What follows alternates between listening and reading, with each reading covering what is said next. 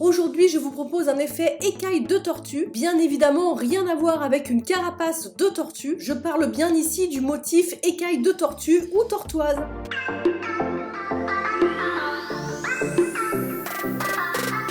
Je vous ai fait un petit sondage en story Instagram pour vous demander si vous vouliez ce tuto et vous m'avez dit un grand oui. Et je vous ai aussi demandé si vous le préfériez sur YouTube ou sur IGTV et vous m'avez dit sur YouTube, donc le voilà. D'ailleurs, si tu ne me suis pas encore sur Instagram, viens vite nous rejoindre parce que je mets des photos et des stories tous les jours. Donc pour ce motif, on va avoir besoin de plusieurs couleurs. Tout d'abord d'un marron caramel assez clair qui tire légèrement sur le orangé si possible. Ensuite, il faudra un marron chocolat, un joli jaune moutarde et enfin un noir. Et on va aussi avoir besoin d'un top coat transparent. Moi en ce moment, mon chouchou, c'est le Tip Top de chez Indigo. Donc je commence par mettre une couche de mon marron le plus clair que je vais catalyser 60 secondes. Je vais ensuite préparer une goutte de chacune de mes couleurs sur une petite palette. Je vais utiliser mon pinceau Shadow Art de chez Brill Bird qui est vraiment un pinceau qui sert à énormément de choses. Je m'en sers très souvent. Je vais commencer avec le jaune moutarde et je vais mettre des taches un petit peu aléatoires partout sur ma capsule ou sur mon ongle. Je n'en mets pas partout, je fais des sortes de traces vraiment de façon aléatoire et je vais décharger un petit peu mon pinceau sur la palette pour pouvoir flouter un petit peu tous les bords avant de catalyser quelques secondes. Je passe ensuite au marron chocolat. Cette fois-ci, je vais venir faire plutôt comme des taches. Je vais également les poser de façon aléatoire en faisant des taches plus ou moins grosses avec des formes différentes.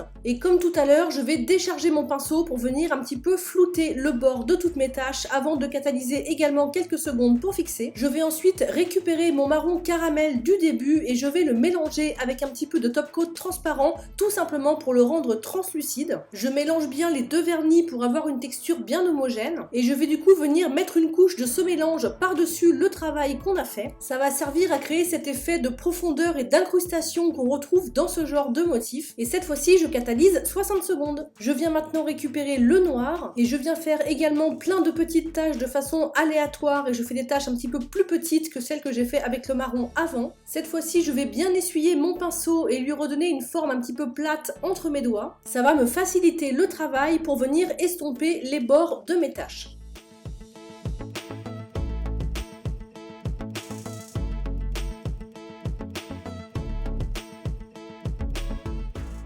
Une fois que ça me plaît, je catalyse.